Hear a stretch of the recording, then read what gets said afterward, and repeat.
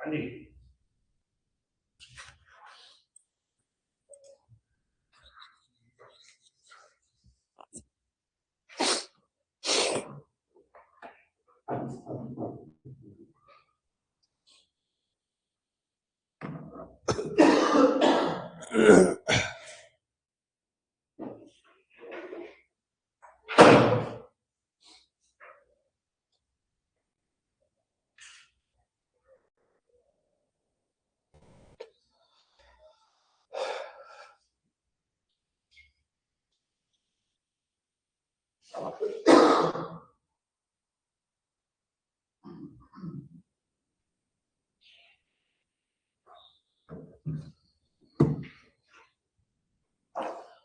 चलो देखो, हमने मीन के बारे में पढ़ लिया, हमने मीडियन के बारे में पढ़ लिया। ठीक है, आज हम लोग पढ़ेंगे मोड के बारे में। मतलब अलग अलग डाटा टाइप के लिए हम लोग कैसे मीन और मीडियम निकाल सकते थे, वो सब चीजें हमने देख चुके हैं। आज हम लोगों ने देखना है कि भाई मोड कैसे निकलेगा। अब मोड की जो सिंपल डेफिनेशन होती है, जो हाईएस्ट फ्रीक्वेंसी होती है,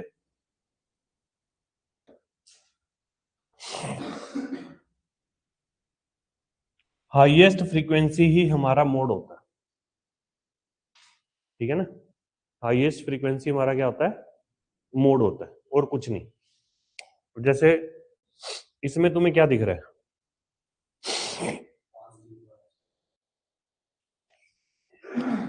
ये 5 जो है वो 3 बार है, तो हमारा मोड यहाँ पे क्या हो जाएगा, 5। ठीक है ना, यहां पे तुम्हें क्या दिख रहा है मोड, 1 2 3। 23 की बात करूं अगर, 1 और 2, बाकी ये सब एक एक बार है ना। 25 है जो 3 बार है ना, तो यहां पे हमारा मोड क्या हो जाएगा, 25। डन। इसमें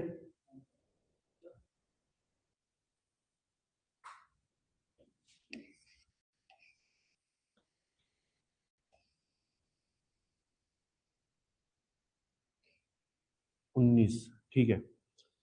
15 4 बार है, 19 3 बार है, बाकी तो उससे भी कम है। तो मोड हमारा क्या हो गया यहाँ पे, 15।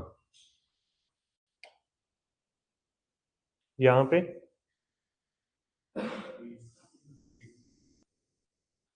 हाईएस्ट फ्रीक्वेंसी किसकी है, 30 की, तो हमारा मोड क्या हो जाएगा यहाँ पे, 30 ना। इसमें 4,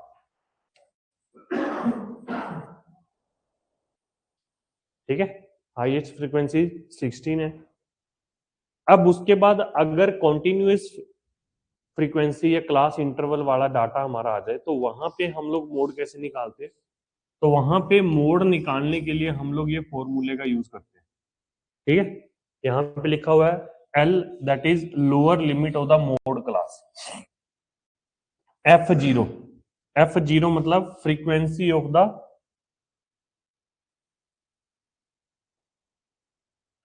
मोड क्लास। एक मिनट रुकना, इसको 0 करना,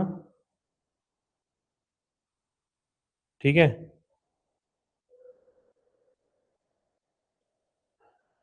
ये 0 है, इनमें से एक -1 है, एक +1 है, ठीक है, और ऊपर +1 है, ऐसे लिखना।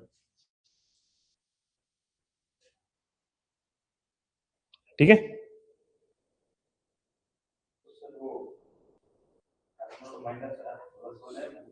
+1।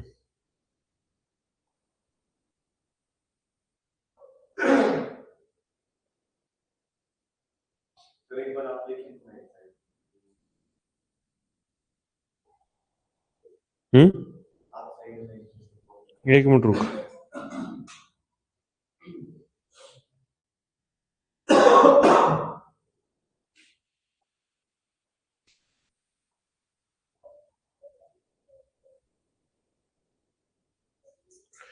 यार मैं चेक कर लूँ ऊपर +1 है।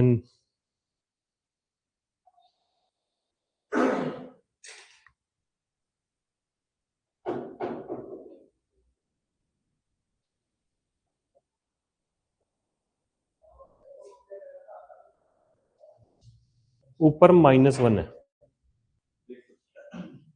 मतलब कि मोड का जो फॉर्मूला हमारे पास है L plus F0 minus of -1 फिर 2 time F0 minus of -1 +1 into में H या I कुछ भी लिख लो, ठीक है।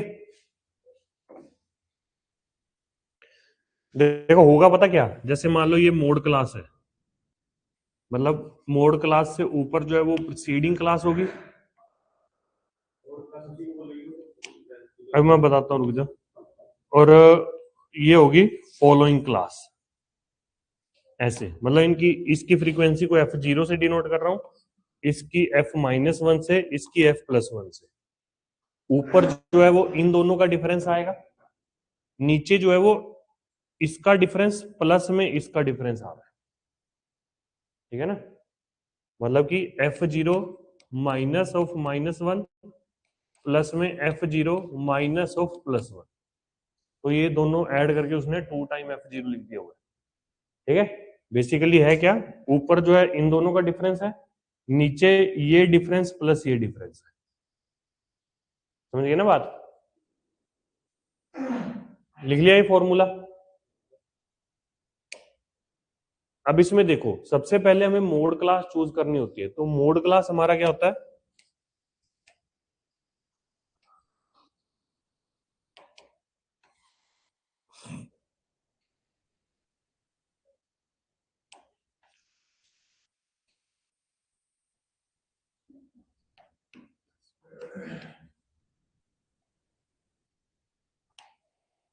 ठीक है।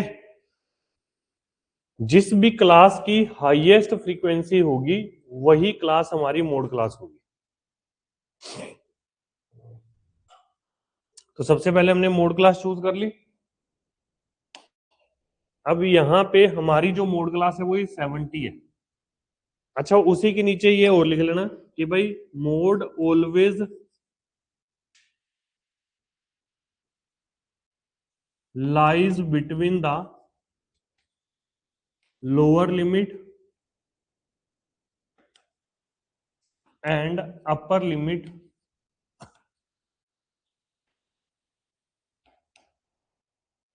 ऑफ मोड क्लास, ठीक है।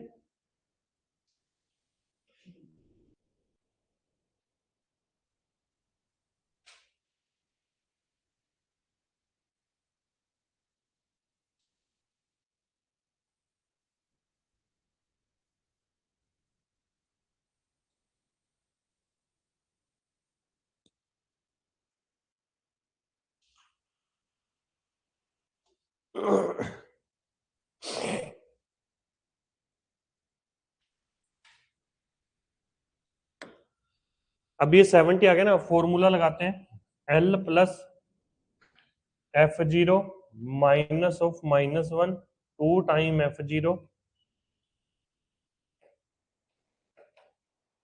ऐसे। जो ये वैल्यू है ये हमारा F0 है, ये F ऑफ -1, ये F ऑफ +1 इनटू में H भी आएगा। तो कितना हो गया ये 40 प्लस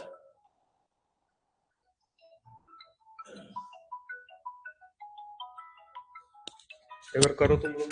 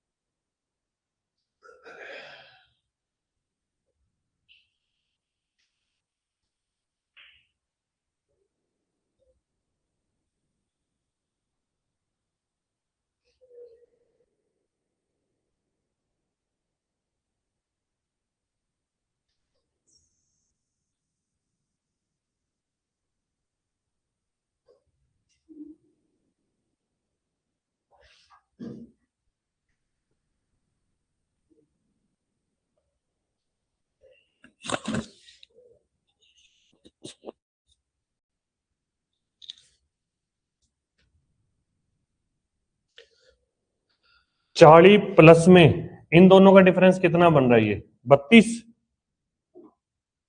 फिर 32 और इन दोनों का डिफरेंस कितना बन रहा है? 38 नहीं 28। तो ये नीचे आ जाएगा 60, मल्टीप्लाई में आ जाएगा 10,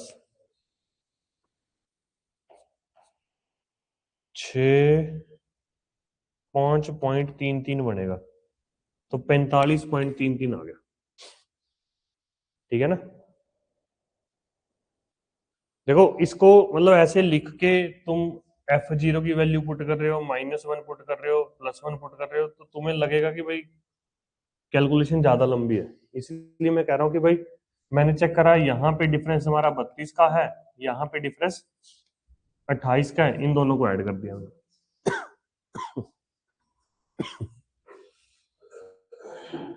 ठीक है ना? इसे करो।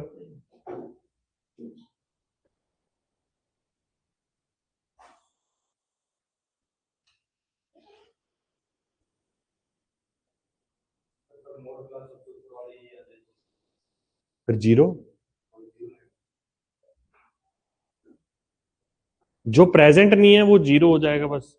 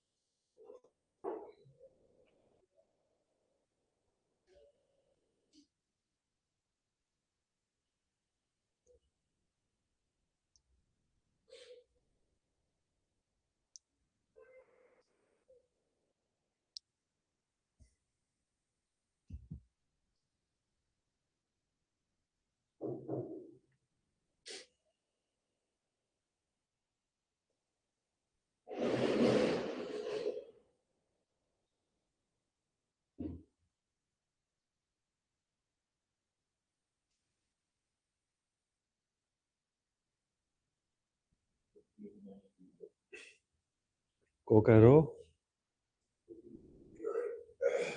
कैसे तू सदमे से में ही अभी तक है? हाँ भाई, ठीक है सब। अभी सुबह आया, मन नहीं लग रहा, नहीं नींद पूरी नहीं हुई। लोरी सुनो, लोरी।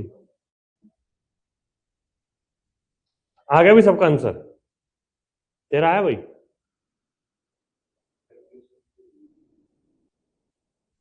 तेरा आया क्या? मैच ही नहीं कर रहा किसी से?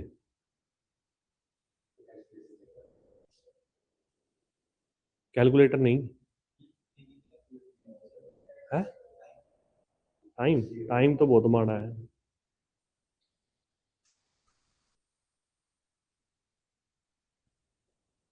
आया भी अर्पण? कितना है?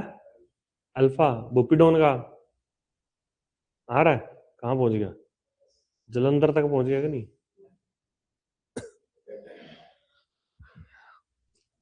मोड क्लास होगी जिसकी फ्रीक्वेंसी सबसे ज्यादा है, तो ये हो गया हमारा मोड क्लास। दुबे बेटे तू भी बता दे आंसर। तो लोअर लिमिट आ गई 14, प्लस में F0 माइनस ये कितना हो गया 6, 6 प्लस में ये कितना बन रहा है 16, 22, 16 ही बन रहा है ना, 16 और 6 22, गुणा में आ जाएगा कितना 4, तो 11, 2, तो ये बन गया 14 प्लस में 12/11, विच मीन्स 14 प्लस में 1:1/11, तो 15.09। ठीक है, 1/11 0.9 आ जाएगा। ठीक है ना? कोई डाउट? 0 1 1 नहीं बेटे है।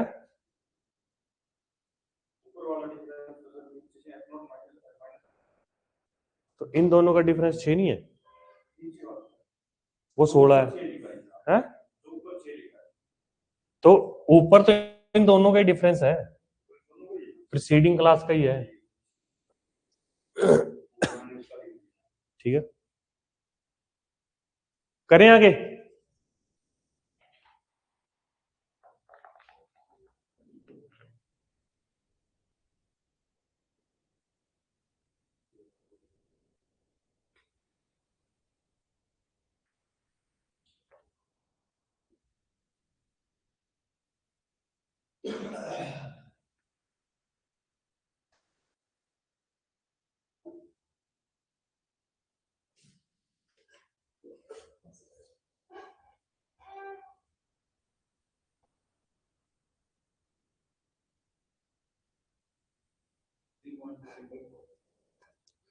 थ्री पॉइंट आहो,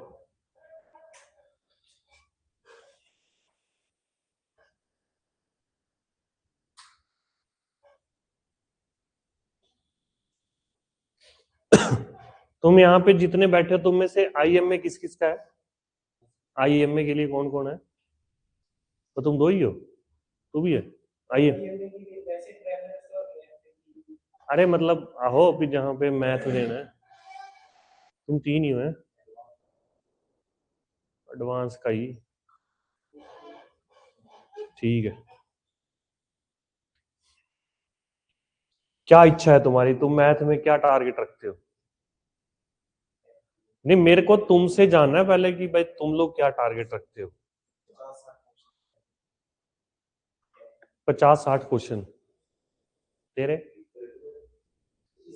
मतलब सीडीएस में जो तुम्हारा आईएमए हो गया जैसे, या एएफए हो गया, आईएमए की कट ऑफ वैसे तो जो अभी 2025 वन वाला है ना, उसमें 120 है, इसकी 128 है, पर फिर भी मैं मान के चल रहा हूँ कि चलो इसकी तुम 135 मान के चलो और इसकी तुम 145 ही मान लो, चलो ठीक है ना। अब सबसे पहले ना तुम्हें तुम्हारे पोटेंशियल का ये पता होना चाहिए कि भाई जब ये तीन पेपर है, इंग्लिश, जीके और मैथ्स, तो तुम इनमें कितना कितना स्कोर कर सकते हो, ठीक है ना। सबसे सिंपल तरीका तो यही होता है कि तुम पहले 50-50 सोच के चलो कि मेरे को इन सब में 50-50-50 करना है बस, ठीक है, इजी टास्क है। फिर तुम्हें जैसे जैसे रियलिटी हिट करेगी, फिर तुम्हें समझ में आएगा कि शायद तुम जीके में 50 नहीं कर पा रहे, लेट्स सपोज तुम 35 तक अटक जा रहे हो, 35 प्लस में, तो अब ये वाले 15 तुम कहाँ पे कवर करोगे, कि इंग्लिश में कवर करने हैं या मैथ में कवर करने हैं, ठीक है ना। अब इसीलिए बोला जाता है कि भाई सबसे पहला पेपर इंग्लिश का है, तो कोशिश ये करो कि तुम्हारे इंग्लिश में 70 प्लस नंबर तो बने, इंग्लिश में 70 प्लस नंबर बन गए तो चीजें आसान है फिर, ठीक है ना। अब मैं मैथ का इतना बता देता हूं, इसका फोन है, इसमें तुम अगर अपनी क्या कहते हैं उस पे एक्यूरेसी पे काम करोगे तब फायदा है। एक्यूरेसी तुम्हारी मतलब 95% होनी ही चाहिए, ठीक है ना। अगर तुम में से कोई बच्चा ये सोच रहा है ना कि भाई मेरे को मैथ में 70 नंबर चाहिए, तो तुम ये मान के चलो तुम्हारे 70 नंबर तब आएंगे जब तुमने 70 क्वेश्चन अटेम्प्ट करे और वो 70 के 70 सही है, ठीक है ना। एक्यूरेसी सबसे इंपॉर्टेंट है, उसके बाद स्पीड इंपॉर्टेंट है। ये भूल जाना कि भाई अगर तुम 70 नंबर लेना चाह रहे हो तो तुम भी भाई मतलब चलो तुम्हारी एक्यूरेसी कम है तो मैं 90 अटेम्प्ट कर लूंगा, 90 में से 70 आ जाएंगे, 90 अटेम्प्ट नहीं होंगे तुमसे, ठीक है। ये कोई मैं से तुम्हारी ईगो नहीं हर्ट कर रहा, पर एक रियलिटी है। होने को कोई तुम में से हो सकता है एक्सेप्शनल, बट अगर मैं एवरेज या चलो एक टॉपर की भी बात करूं, तब भी 90 क्वेश्चन अटेम्प्ट करना एक बहुत बड़ा टास्क है। उसके पीछे का रीजन यही है, एक तो सबसे पहले ऑफलाइन पेपर है, 90 वो OMR भरने में भी तुम्हें 10 से 15 मिनट चाहिए, तो जहां वो 2 घंटे का पेपर है तो तुम्हारे लिए तो 1 घंटा 45 मिनट ही रह गया। उसके बाद सुबह 9 बजे पेपर देना शुरू करोगे, शाम को 4 बजे तो मैथ का पेपर स्टार्ट होगा, तो 4 बजे तक तो वैसे ही दिमाग का दही हो जाता है, ठीक है ना। तो इन सभी कंडीशंस को ध्यान में रखते हुए ना, सबसे पहले तुमने काम करना है एक्यूरेसी पे, भी जो क्वेश्चन किया वो ठीक होना चाहिए।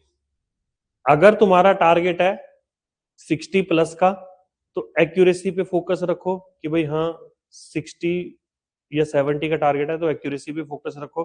अगर तुम्हारा टारगेट ही 20-30 का है, फिर चाहे तुम थोड़ा ऐसे कर सकते हो कि चल कोई नहीं, फालतू कर दिए, ठीक है ना। तो ये चीज ध्यान रखना बस अपनी। मेरे को अभी भी ऐसा लगता है कि भाई पेपर ये क्रैक करना मुश्किल नहीं है, क्योंकि जब पेपर देके निकलोगे ना, मोस्टली बच्चे के दिमाग में यही आएगा कि यार थोड़ा सा और कर लेता तो बात बन जाती, थोड़ा सा और एफर्ट डाला होता, 1 महीना पहले चला जाता या 1 महीना पहले पढ़ना स्टार्ट कर लेता या ये कर लेता या वो कर लेता, तो पेपर क्लियर हो जाता। तो बस पेपर से निकलने के बाद है ना, तुम्हारे दिमाग में ये विचार नहीं आने चाहिए इस लेवल के एफर्ट डाल लो बस, ठीक है। अगर तुम्हारे दिमाग में इस लेवल के विचार आ रहे हैं कि अगर मैं ये कर लेता वो कर लेता फिर हो जाता, दैट मीन्स तुम आर्मी के लिए बने ही नहीं है, कि तुम्हें तुम्हारी कमी पता होने के बावजूद भी तुमने नहीं काम किया, तो तुम उस चीज के लिए नहीं बने। फिर तो चलो ये है कि धक्का कर रहे हो तो कर लो, वो कितने दिन करोगे। एक वो होती है ना कि फितरत नहीं बदलती इंसान की, अब तुम निकलोगे भी कि ले अब तुम अब से पढ़ना स्टार्ट कर दूंगा, ये कर दूंगा वो कर दूंगा, फिर तुम फिर नहीं पढ़ोगे, 15 दिन पढ़ लो तो फिर से छोड़ दो, ठीक है ना।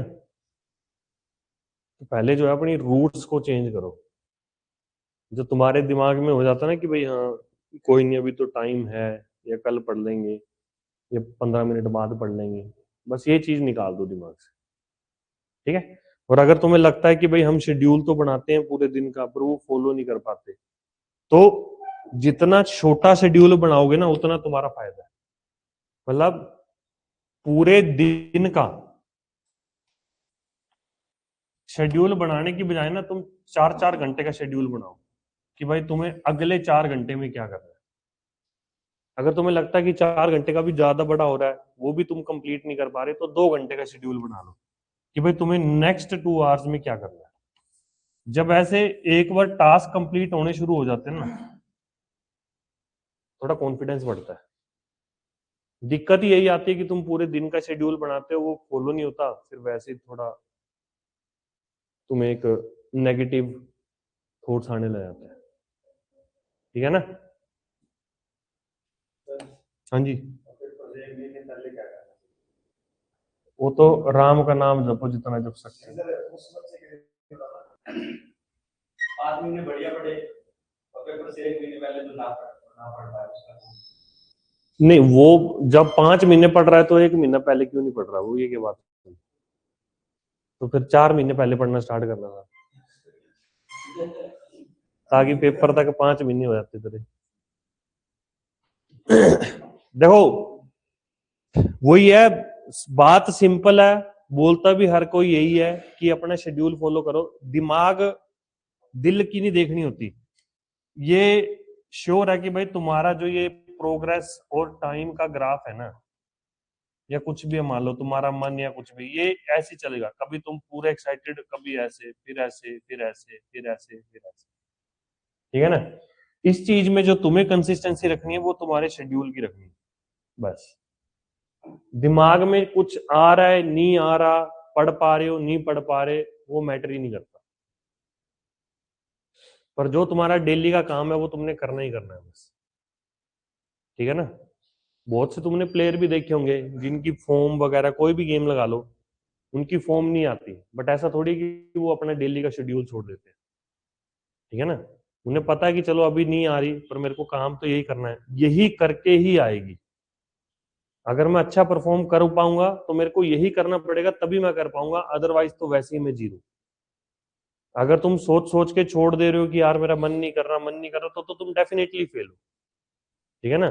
अगर बिना मन किए पढ़े जा रहे हो, पढ़े जा रहे हो, चाहे दिमाग में घुस रहा है चाहे नहीं दिख रहा, चाहे दिन की जीरो आउटपुट आ रही है तुम्हारी,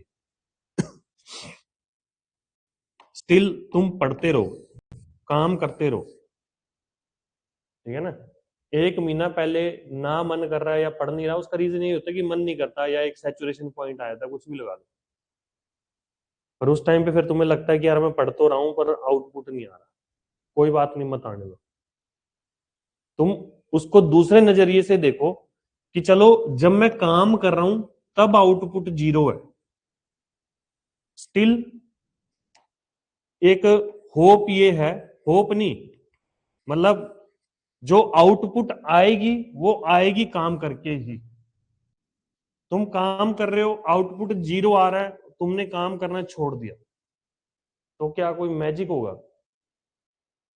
नहीं होगा ना। वो तो काम तो तुम्हें करना ही पड़ेगा। बस दो चीजें हैं, या तो काम कर रहे हो या नहीं कर रहे। जब नहीं कर रहे तो डेफिनेटली तुम फेल हो, है ना। उसमें तो कोई दूसरा ऑप्शन है ही नहीं।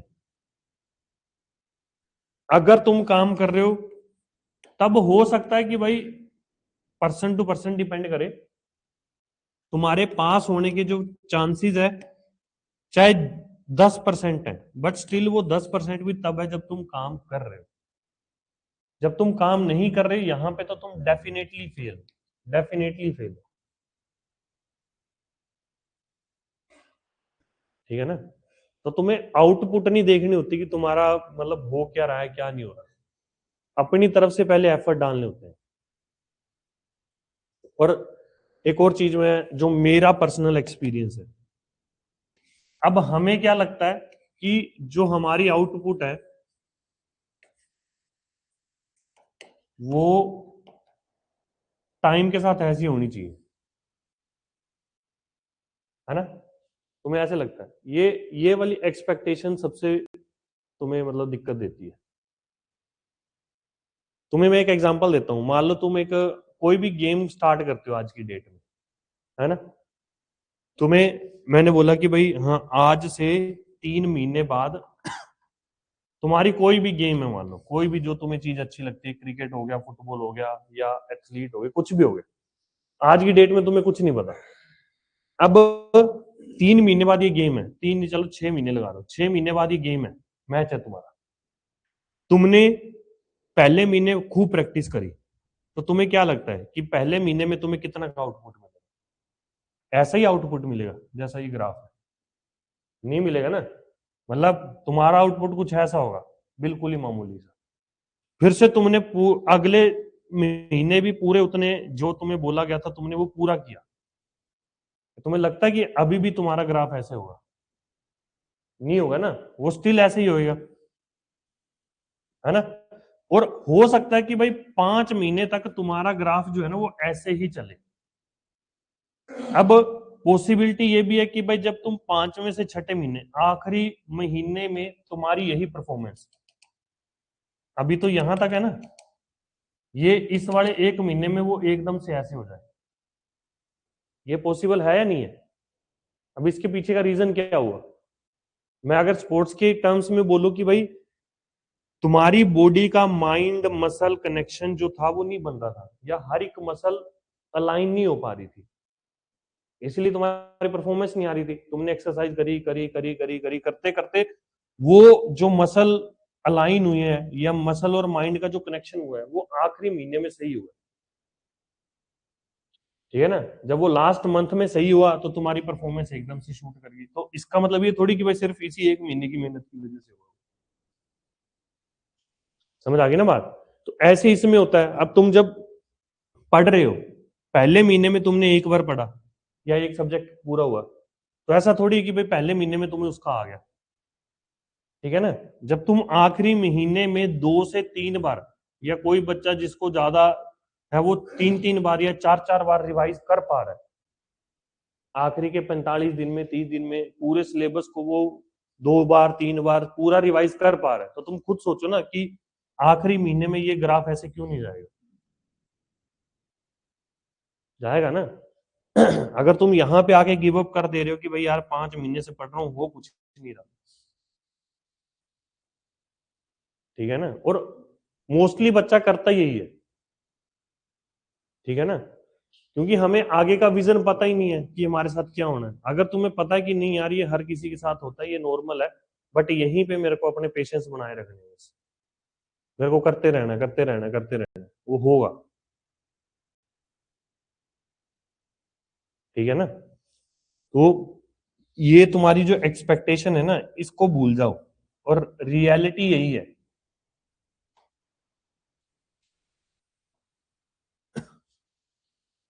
ऐसे ही होगा। एक दिन आएगा जब तुम्हारे हाथ में कॉल लेटर होगा, तो वो उसका मतलब ये थोड़ी कि उसी दिन की मेहनत की वजह से हो, ठीक है ना। तो वो जो जज्बात है वो तो एकदम से पलटेंगे ना, और उसके पीछे की मेहनत तो सारी यही होगी। तुम्हें बस वही है कि अपने आप पे भी कॉन्फिडेंस रखना है, या जिसके अंडर तुम्हारी गाइडेंस चल रही है उस पे भी भरोसा रखना है, काम करते रहना करते रहना करते रहना, बस, ठीक है ना। सर ने एक दिन स्टेटस नहीं लगाया था, प्रतीक सर ने, देखा था तुमने वो सतिंदर सरताज का गाना लगाया था, वो मेहनत नहीं छड़नी। हाँ, सुना है वो? नहीं याद आया था सर मेरी जो टाइमलाइन हाँ, उसके लिरिक्स सुनना फिर, कि मेहनत नहीं छड़नी, कि भाई चाहे मिले चाहे ना मिले कुछ, तब भी मेहनत नहीं छोड़नी। क्योंकि अगर तुम्हें कुछ मिलना है वो काम करके ही मिलना है। जब तुमने छोड़ दिया, जब तुम लेटे हो कर रहे हो, उससे तो पक्का ही कुछ नहीं मिलना। अगर कोई उम्मीद है भी तो वो तभी है जब तुम काम कर रहे हो, बस। और यही रियलिटी है। फिर चाहे तुम 100 लोगों से पूछ लो कि कुछ ऐसा बता दो कि ये हो जाए वो हो जाए, तुम्हें उस मोमेंट के लिए तसल्ली दे देगा, पर इफेक्टिव कुछ नहीं होने वाला। अगर किसी को लगता भी है ना कि नहीं सर मेरे केस में तो वो इफेक्टिव हो गया था, तो वो उस वजह से नहीं हुआ था, उसने किसी टाइम पे, स्कूल टाइम पे, कॉलेज टाइम पे अच्छा कुछ ध्यान दिया होगा, तब जाके वो आखिरी के 1 महीने में उसने अलाइन कर पाया, वो फिर वो अच्छी परफॉर्मेंस दे पाया, ठीक है ना। वरना ऐसा नहीं होता कि भाई हाँ 1 या 15 दिन 20 दिन की मेहनत में सब कुछ हो जाए। आज की डेट में भी, आज 12 तारीख है ना, 12 अप्रैल को पेपर है सीडीएस का, तो है वो ला डले, तुमने 14 को देना था। चलो कोई नहीं, आज की डेट में भी पूरे 3 महीने हैं। और ऐसा नहीं है कि भाई बिल्कुल ही जीरो पे तुम लोग खड़े हो, और ये भी नहीं है कि तुम्हें 100% स्कोर करना है, तुम्हें 50% तक पहुंचना है। जीरो पे तुम नहीं खड़े, कहीं तुम 10 15 20 30% पे खड़े हो, ठीक है ना। चलो देखो इस क्वेश्चन को फिर। साइज ऑफ फैमिली दे रखा है, फिर हमें पूछा गया है what will be the mode of the data. तो हाईएस्ट फ्रीक्वेंसी 9 है, लोअर लिमिट 3 होगी, उसके बाद इन दोनों का डिफरेंस 2, 7 और 2 9, मल्टीप्लाई में 2, तो 3 + 4/9, तो ये हमारा हो गया 3.444, ठीक है।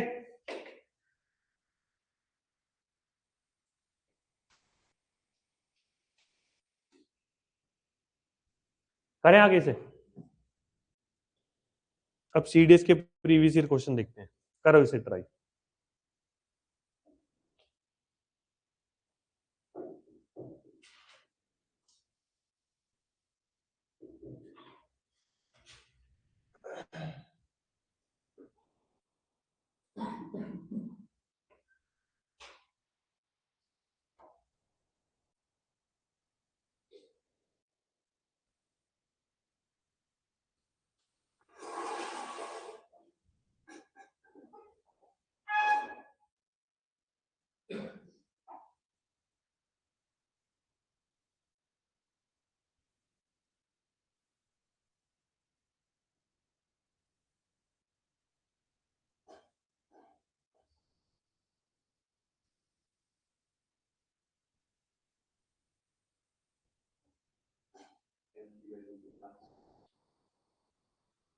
ये टोटल इसमें 5 क्वेश्चन है, ऊपर लिखे हुए ना 5, पहले ये 2 करो, उसके बाद अगले देखते हैं। The frequency distribution of 205 observation on x is given below. तो जो समीशन ऑफ एफ आई दिया हुआ है वो 205 दिया हुआ है।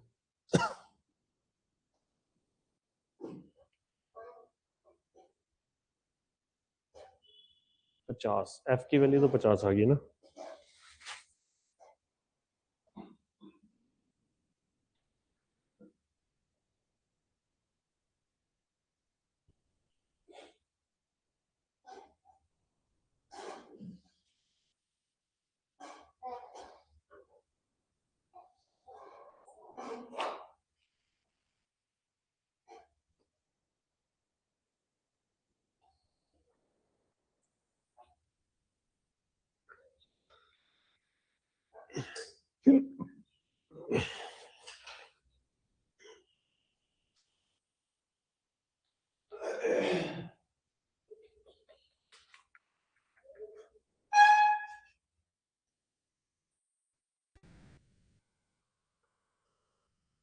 सबसे पहले जो ये 205 दिया हुआ है वो इन सबका सम है कि f plus F plus 2, F minus 3, F plus 6, that is 205।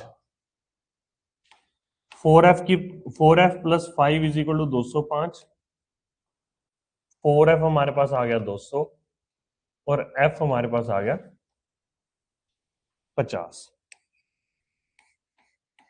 ठीक है, f की वैल्यू क्या आ गई 50। अब उसने बोला कि what is the median. Median के लिए अब हमें कॉम्युलेटिव फ्रीक्वेंसी चाहिए। यहाँ पे ये 50 है, ये 52 हो गया, 47 हो गया और ये 56 हो गया। तो कॉम्युलेटिव फ्रीक्वेंसी यहाँ पे 50, 50 और 52 102, 102 और 47, 7 2 9 149 और ये हो जाएगा 205। तो मिडल टर्म कौन सी हुई 103। 103 जो है वो यहाँ पे लाई करेगी, यहीं पे लाई करेगी ना। तो क्या आ जाएगा मीडियन 6। मीडियन में कोई डाउट तो नहीं। आगे देखें, फिर हमसे पूछा गया what is the mode of the frequency distribution. तो यहाँ पे मोड क्या होगा 7। What is the mean of the frequency distribution. Mean of the,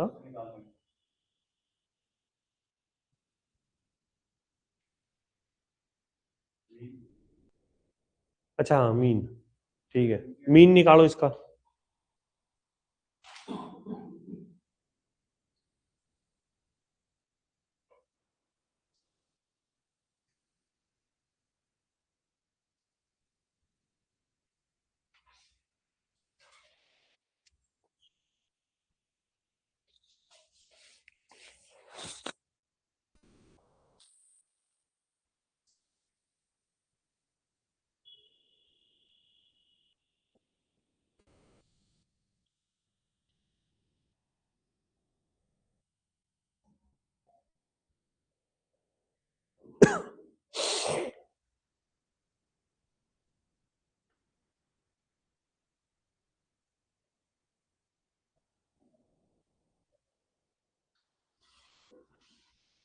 median वाला पार्ट ये देख,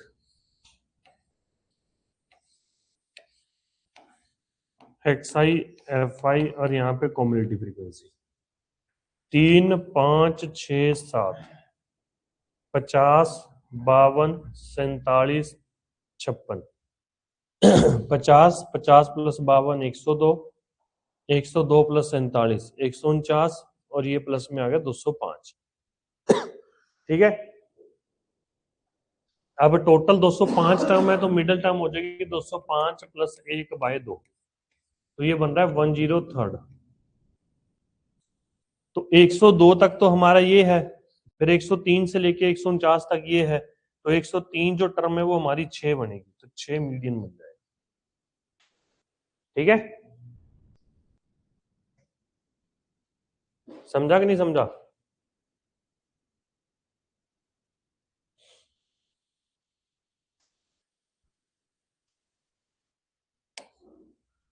अब ये बन रहा था 50, 52, 47 और 56। तो इन दोनों का मल्टीप्लाई कितना आ रहा है? 150। इसका कितना आ रहा है? इसका कितना आ रहा है? कितना? 6×18 282। हाँ, और ये आ जाएगा 7 56 392। ऐड कर दो इनको, कितना बन रहा है? 4 9 और 8 17, 17 और 6 23, 23 और 5 28, 7 2 9 और 1 10।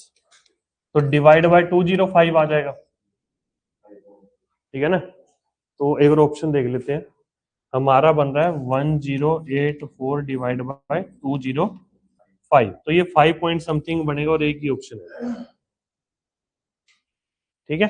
5 पॉइंट समथिंग एक ही ऑप्शन बनेगा। समझ गए ना बात? अगला है what is the most appropriate graphical representation of the given frequency distribution of x. इसका तो वैसे आएगा बार डायग्राम। क्योंकि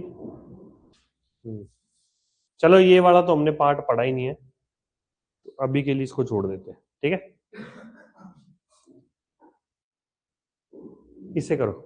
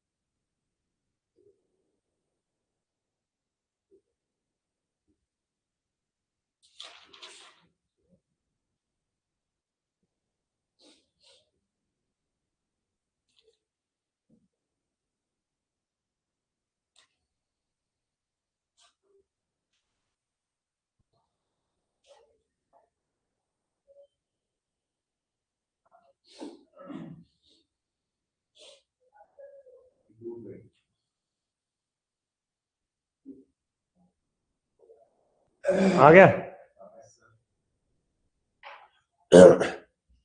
बिलो 40,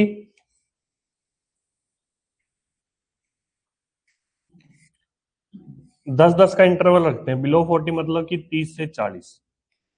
तो ये 50 आ गए, फिर उसके बाद 40 से 50 के बीच में कितने होंगे, जो इन दोनों का डिफरेंस है ना? ऐसे निकालेंगे ना हम लोग। ये क्लास इंटरवल आ गया, इधर ये फ्रीक्वेंसी आ गई। तो ये तो 50 बन रही है, ये बन रही है 75। फिर 50 से 60 के बीच में जो बनेगा वो कितना आ जाएगा, इन दोनों का डिफरेंस। कितना 85, फिर 60 से 70, ये कितना हो गया 105, फिर 70 से 80 45।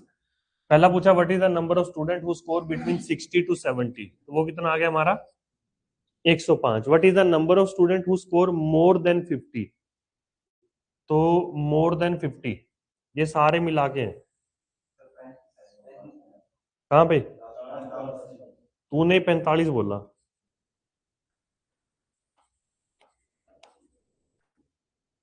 तूने 45 बोला था ना पहले है। तो इन सबको ऐड कर लो बस, ठीक है ना।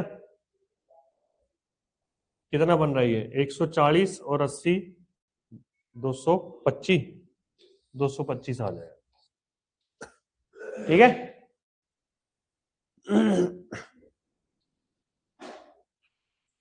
ये करो। अच्छा अब ये, अरे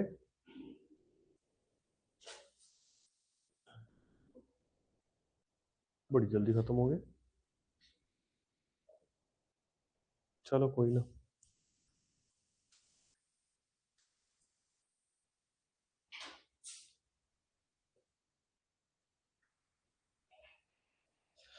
अब इसमें क्या है एक चीज देखो 26 27 ऐसे हो रहा है ना। तो मैंने क्या बोला था, जहां पे ये खत्म होता है वहीं पे ये स्टार्ट होना चाहिए। तो जब भी ऐसा कोई केस आए ना, तो तुम्हें क्या करना होता है, जो इनके बीच का डिफरेंस बन रहा है, वैसे तो ये हमेशा 1 ही होता है, ठीक है ना, उसका हाफ अपर लिमिट में ऐड करो, लोअर लिमिट में माइनस करो, ठीक है। जो भी इन दोनों के बीच में डिफरेंस बन रहा है, इसका हाफ अपर लिमिट में ऐड करो, लोअर लिमिट में माइनस कर दो।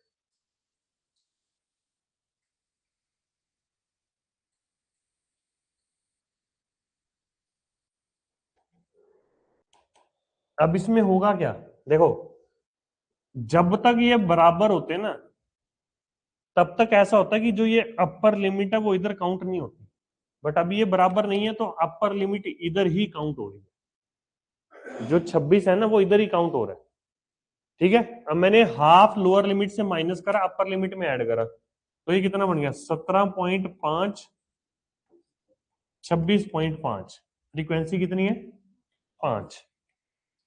अभी भी क्या है, क्योंकि यहाँ पे अब 26.5 बन चुका है, तो अपर लिमिट तो यहाँ पे नहीं काउंट हो रही, ठीक है ना। 26.5 वैसे भी एग्जिस्ट कर नहीं रहा है यहाँ पे, ठीक है। और जो ये वाला 26 है वो हमारा अपर लिमिट से नीचे आ गया, ठीक है ना, तो वो इधर काउंट हो गया। उसके बाद अगला क्या हो जाएगा, 26.5 से 35.5, ये कितना है 7, फिर 35.5 से 44.5, ये कितना है 10, 44.5 से 53.5, ये कितना है 15, फिर 53.5 से 62.5, यहां पे कितना है ये 8, 62.5 से 71.5, ये 3 हो गया,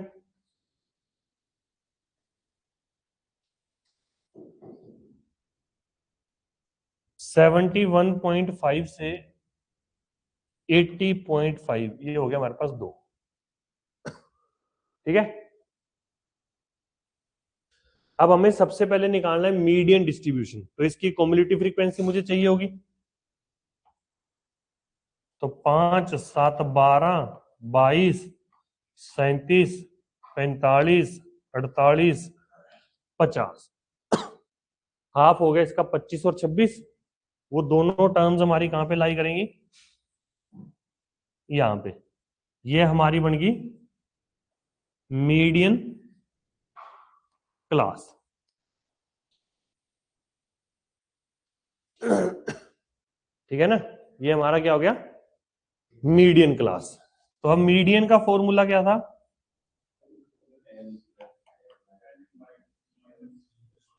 L plus n by two minus C F divide by F into में आई या एच कुछ भी लिख लो।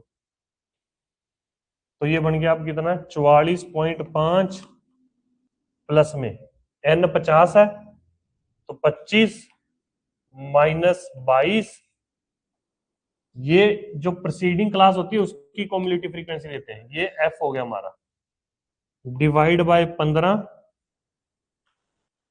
9, ठीक है ना। 3 5 ये आ गया फिर 44.5 प्लस में 9/5 मतलब 1.4, तो ये 45.9 बन गया। ठीक है, 44.5 प्लस में 9/5, तो 9/5 जो हो गया वो 1.4 बन गया। ऐड करने पे क्या आ जाएगा हमारे पास 45.9। ठीक है, करो ये आखिरी क्वेश्चन करो।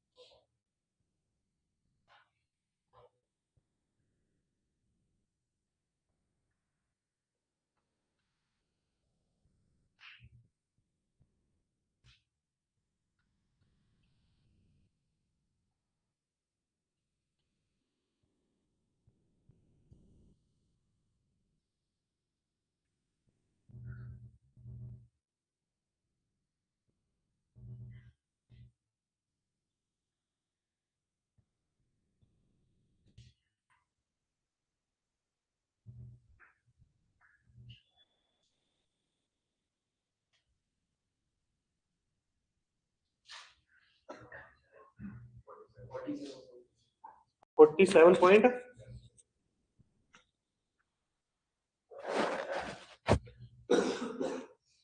आ गया सबका।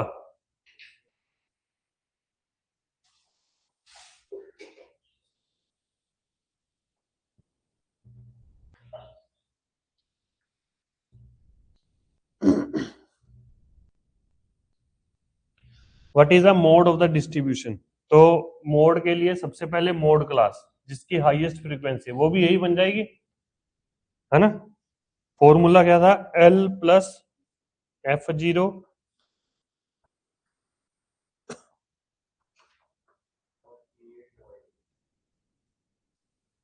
इंटू आई। L है 44.5 प्लस में ये डिफरेंस आ रहा है 5 का, और 7 और 5 12, ऊपर आ जाएगा 9 4 3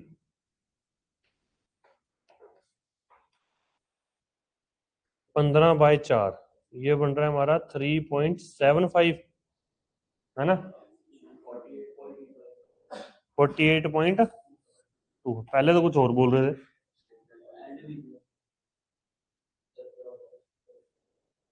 ठीक है,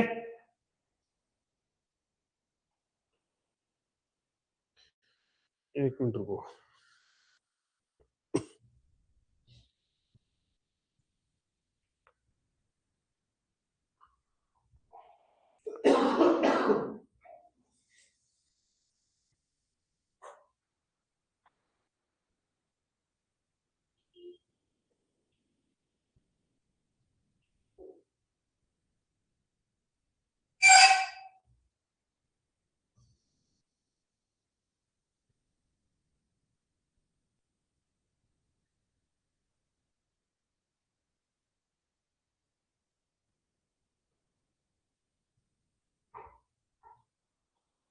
एक फॉर्मूला ये भी ध्यान रखना, mode is equal to 3 time median minus 2 time mean. ठीक है, अगर मैं दोनों साइड मीन को एक एक बार और माइनस कर दूं तो इसको मैं ऐसे भी लिख सकता हूं कि mode minus mean that is equal to 3 median minus mean. ठीक है,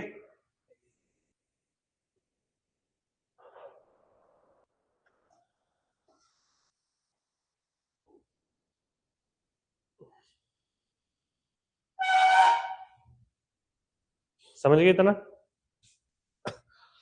उसके बाद इसमें दो टर्म होती हैं, arithmetic mean and geometric mean. ठीक है, अर्थमेटिक मीन और एक ज्योमेट्रिक मीन, वैसे का ये भी होता है HM। अब इसमें होता क्या है, अर्थमेटिक मीन तो तुम्हें पता चली गया, जो एवरेज है वो अर्थमेटिक मीन है। तो अर्थमेटिक मीन हम लोग ऐसे लिख देते हैं कि x1 plus x2 plus x3 xn जितने भी हैं इन सबका सम किया और उतने ही टर्म से मैंने डिवाइड कर दिया। ज्योमेट्रिक मीन का मतलब क्या है, जितनी भी टर्म्स है उन सबका मल्टीप्लाई करा,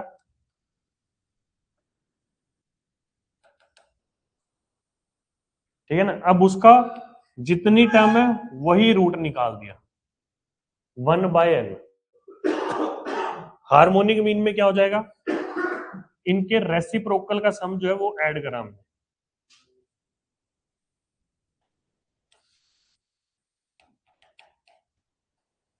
और ऊपर ये n आ जाएगा। ठीक है,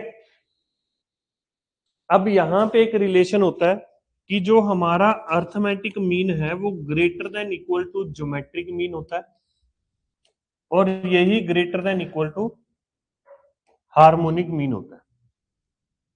ठीक है, अब जो ये वाला रिलेशन है ना, इस वाले रिलेशन से ना मोस्टली हम लोग पता कैसे क्वेश्चन करते हैं, अगर मैं तुम्हें बोलूं कि भाई हाँ 4 नंबर का तुम्हें सम दे दिया और तुमसे बोला गया है कि भाई इनका मैक्सिमम प्रोडक्ट क्या होगा।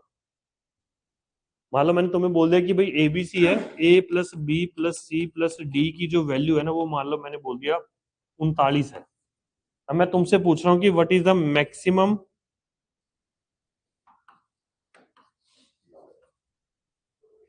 वैल्यू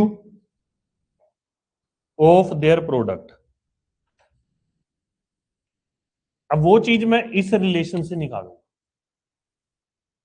मुझे पता है अर्थमेटिक मीन जो है वो greater than equal to geometric mean है, तो इनका अर्थमेटिक मीन हो गया 39/4। सम तो 39 है ना, तो मैं क्या लिख सकता हूं 39/4 that is greater than equal to ABCD की पावर 1/4। यहां पे ना 40 कर लेते हैं, चलो एक बार कैलकुलेशन ठीक रहेगी। ये 10 आ गया ना, मैंने दोनों साइड जो है वो रेस टू दी पावर 4 कर दिया। जब रेस टू दी पावर 4 कर दिया तो इधर बन गया 10 की power 4 that is greater than equal to ABCD। ठीक है, तो अब मेरे को दिख गया ना कि भाई जो इसका मैक्सिमम प्रोडक्ट है वो 10 की पावर 4 आ सकता है। ठीक है ना, अब अगर प्रोडक्ट दिया हुआ है फिर वो तुमसे पूछेगा कि इसका मिनिमम सम क्या है, क्योंकि रिलेशन ही ऐसा बना हुआ है। अब यहाँ पे मैं मिनिमम वैल्यू नहीं निकाल सकता इनकी, निकालने का तो क्या ये वैसे मतलब माइनस में ले लूंगा, माइनस में भी नहीं, हाँ पर बता नहीं सकता मैं, ऐसा भी नहीं कि मैं किसी एक को 0 रख लूं। ठीक है ना, 0 रखने पे भी नहीं हो सकता क्योंकि माइनस में भी वैल्यू जा सकती है। सिमिलरली सम के केस में मैं जब प्रोडक्ट दे दिया तो मैक्सिमम सम नहीं मैं फाइंड आउट कर पाऊंगा, मिनिमम सम फाइंड कर सकता हूँ, क्योंकि रिलेशन ही ऐसा बना हुआ कि जो सम है वो greater than equal to product है। समझ रहे हो, जो सम है वो greater than equal to product है, तो ग्रेटर देन का मतलब हो गया कि एक मिनिमम वैल्यू मुझे पता चल गई। अब जो प्रोडक्ट है वो लेस देन इक्वल टू है, लेस देन इक्वल टू का मतलब हो गया कि मुझे प्रोडक्ट के लिए मैक्सिमम वैल्यू पता चल गई। समझ गए बात, ठीक है ना। क्या हो गया तुम्हें हैं? कल हम फिर रीजनिंग स्टार्ट करेंगे, ठीक है? कल मिलते हैं फिर।